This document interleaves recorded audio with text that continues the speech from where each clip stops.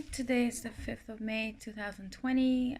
My name is Alexandra and I'm recording this video from London, United Kingdom.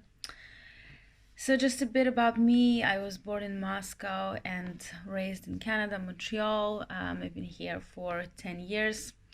And to be honest, I never actually thought that something, such a pandemic in such a global scale is even possible. So when I first found out the news, as many people here, I just thought it's only in China and it's never going to touch me, and it's never going to be in Europe, so I wasn't too worried.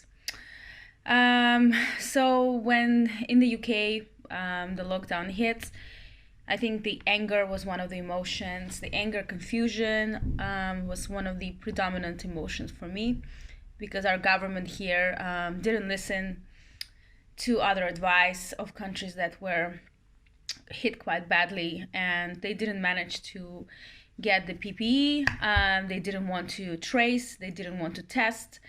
And so here we are now, 2 months later, still in a lockdown.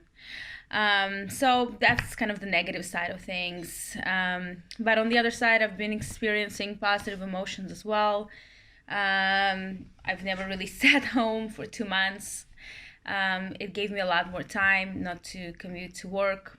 So the other positive thing is I never thought I would be able to survive without certain things like restaurants, hairdressers, my cleaner.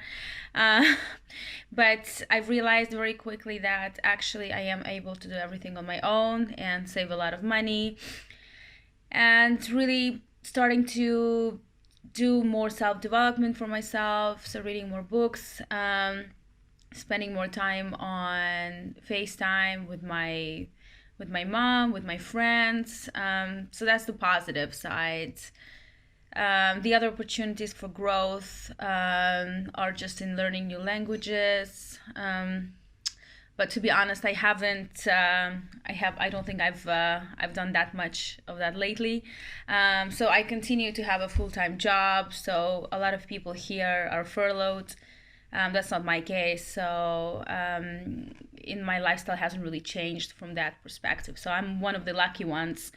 I don't have to worry about my job. However, obviously the crisis, the recession is obviously lurking, and that's something that no one knows, but hopefully it won't be as bad as they're predicting. So what are the lessons I've learned? Well, I've learned that not to take anything for granted. I've learned that anything can change very quickly. The other thing I've learned is that governments are obviously either not able to respond or just not willing to respond. So we just have to build our own life and really not depend on anyone, not depend on public health. For example, here they have private insurance for healthcare. They've closed all the private hospitals. So I think one of the biggest lessons is kind of to understand that we're not protected by the governments. And even UK, which is one of the best countries to live in, alongside probably Switzerland and Canada, when we see the mistakes that they've made, it makes me realize that none of those governments are really caring about their citizens, and it's up to us to care for ourselves and for our family. But a lot of good things, obviously, with regards to climate change. The air is fresh. We've been very lucky to have amazing weather here in London. It was sunny for many, many weeks, which never really happens here. So there's a lot of positives that came out of this as well. So it's not just negative, but I think that this pandemic, I don't think it will just stop here and now. I think there will be much bigger consequences to our economy, and that's what worries most people right now.